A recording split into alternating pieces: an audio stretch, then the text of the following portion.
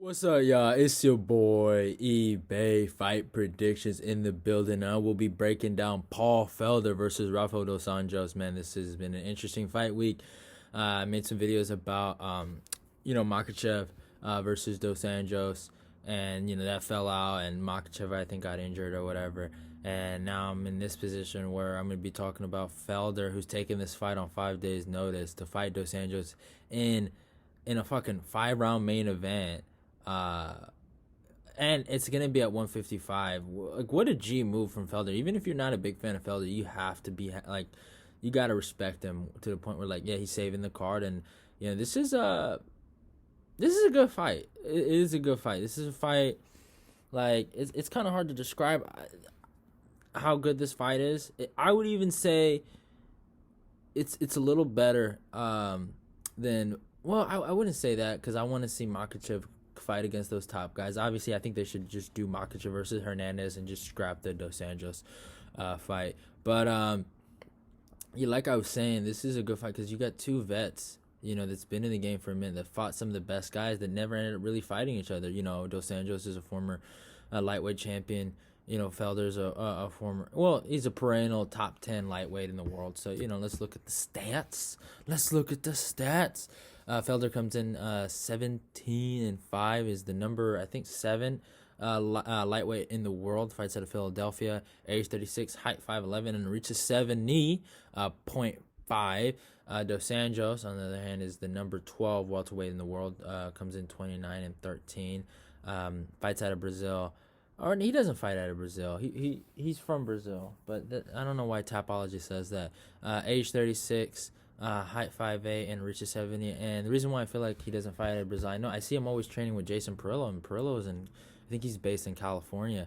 So, yeah, in terms of like notable wins for Felder, you're looking at he did beat Edson Barboza in the rematch. Some people thought he lost that fight. He beat Charles Oliveira, which is a really great win. And I guess, yeah, James Vick. James Vick just got released. But I will say one thing about Felder is a lot of people thought he won the fight against Dan Hooker. They thought. I'm gonna be honest. I thought Hooker won that fight. It was a really, really close fight, but yeah, some people thought he got robbed, and yeah, so I guess you could maybe give him that and some consideration in terms of notoriety. But Dos Anjos, man, you don't know, the guy has, a list. He's just so credentialed as a lightweight. Wins over Kevin Lee, Robbie Lawler, Neil Magny. Even as a welterweight, he's credentialed. Donald Cerrone, Anthony Pettis, Nate Diaz, Benson Henderson, like a lot of Hall of Famers he has wins over. But yeah, as of late, he's 1-4 in his last 5. He hasn't looked the best. It's been a tough road for him lately, but he's coming back to lightweight. I feel like lightweight he should have more power and more crack. Because the guys are just a little smaller. Because when he went down to welterweight, he kind of became this power volume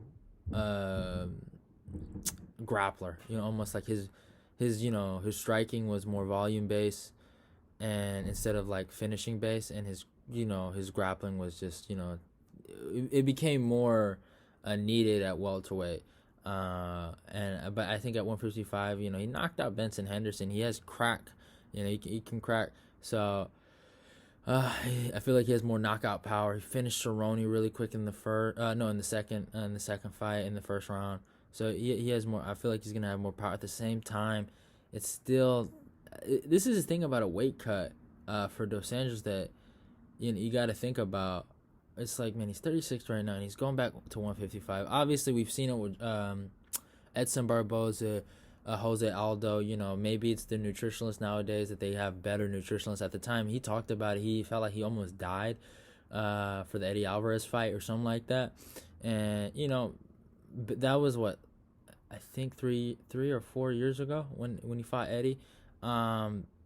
Yeah, so I maybe like nowadays the the nutritionalist programs we got right now are just way better, and guys are able to cut weight easier. But yeah, this is the thing to think about, and you also, and they're both the same age. But Dos Anjos momentum is not on his side. Yeah, I will say that. If I'm talking about momentum, obviously you want to say this is a new start for him, but man, the Michael Chiesa performance. Like, I get it, Chiesa is a big guy, but those are, to me, I looked at it as like two lightweights going at it, and I thought Dos Anjos should have handled him pretty well. If Dos Anjos had a 5-round fight, maybe he would have done a little better, but it is what it is. But if I'm going to talk about momentum, you got to talk about Paul Felder. The win over James Vick and Edson Barboza, and then even he had a hard fight with Mike Perry. That was a good fight, and then his win over Charles Oliveira, man, he's been doing his good, man. In earlier his career, he had losses to what's his name, Pearson, and some other guys. I feel like he shouldn't have lost to, and right now I think momentum's on Felder's side, but he is taking this on 5 days' notice. Dos Anjos had 2 camps to get ready for this fight, basically. So if I had to make a pick, I think I'm gonna have to go Dos Anjos by decision. The reason why I say that is I feel like there's certain things I've seen in the Edson Barboza fight with Felder that I feel like Dos Anjos can take advantage of. Edson was very explosive with takedowns. I feel like Dos Anjos will have a grappling advantage in this fight and should use his wrestling to go on here. And I think the only thing Dos Anjos has to really be worried about is the power of Felder. And at 155, we don't know how much damage he can take. So I think that's the number one thing to really, really worry about. But I think since you just gotta go with the guy that has had 2 camps, has been working hard, that's been looking like he even said he was conditioning his body 6 weeks before the Makhachev fight at 254. So he's been getting ready for this weight cut for a minute. So maybe he might be spot on and might put a clinic on Felder. And Felder's taking this on 5 days' notice. It's just that simple. It's kind of hard to go with him. I know some people are. Some of my homies are telling me, man, I'm going with Felder to take it. But I just don't. I only see like a knockout. Like, that's the only way I can see him really beating Dos Anjos. Like, Dos Anjos hasn't looked really good, right? He had problems against a few wrestlers, right? But his only fight I feel like he's lost to, like, in a striking sense, is to Leon Edwards. And even Leon Edwards went for takedowns. Like, let's not forget about that. That was a great performance by Leon, but Leon went for takedowns.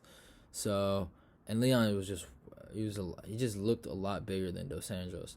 But I think Dos Anjos I think in terms of the strength in there, I think he's gonna do well. I think he's gonna use his leg kicks. I think he's gonna get a decision. I feel like he's hungrier, man. Like coming off those 2 losses, I think he wants it. Like Felder, he said he was done, right, in his last fight, right. He was in a good spot. Like, I won't lie to him, he was in a really good spot to, I don't want to say get ranked, but to fight for a belt. That's what I mean. But he was in a really, really good spot. But I think when you say that on the mic, I want to retire. It's kind of like, I don't know about you anymore. So I'm just gonna be going Dos Anjos on this one. But hope you guys enjoyed the video. It's a little late, but yeah, I tried to get this out as soon as possible. Love y'all. Goodbye. Follow my Twitter and my eBay Fight Predictions Instagram. It will be the links in the description. And yeah, goodbye.